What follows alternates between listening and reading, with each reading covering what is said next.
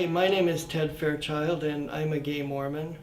And I've been out for a long, long time. And I'm very active in the church right now.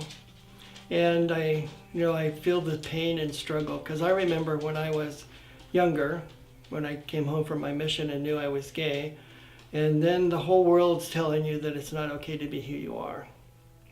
But I'm here to tell you that it is okay to be who you are and that you are divinely created and loved. It helped me through the years to have gay friends.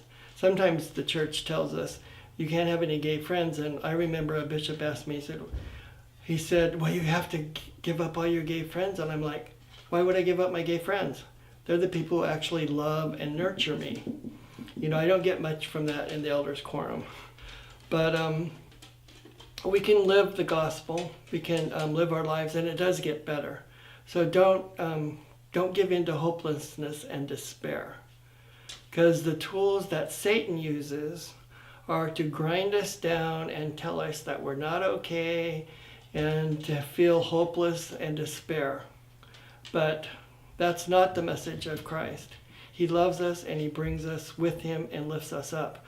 So find people to lift you up and not bring you down. And don't read crap that is so negative about who you are as a gay person, because that just feeds into the hate and the myths of who we are and the lifestyle. Someone asked me the other day, what is the gay lifestyle? I'm like, well, I don't know. Most of my friends have a couple of kids and a house, and I have 3 dogs, but that we can create a life within the kingdom of God that is perfect. And there's places you can live, maybe not where you currently live, but there's places you can live where you will feel loved and accepted. My advice is hold on, keep going, the light will come. So we're in this area and conflicting where it says that we're gay Mormons, and we're sometimes deciding that that's who we are. And many people decide not to be Mormon. I don't think you can really decide not to be gay, so there's only 2 choices. But my experience in the church has been, and it's because where I live and the ecclesiastical leaders that I have given me love and nurturing and strength.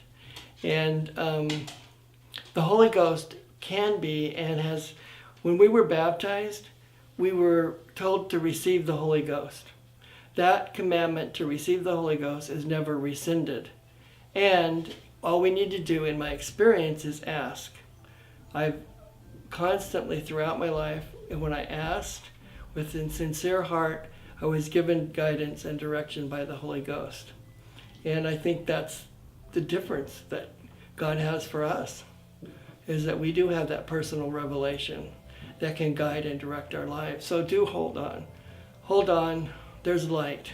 And there's people you can talk to.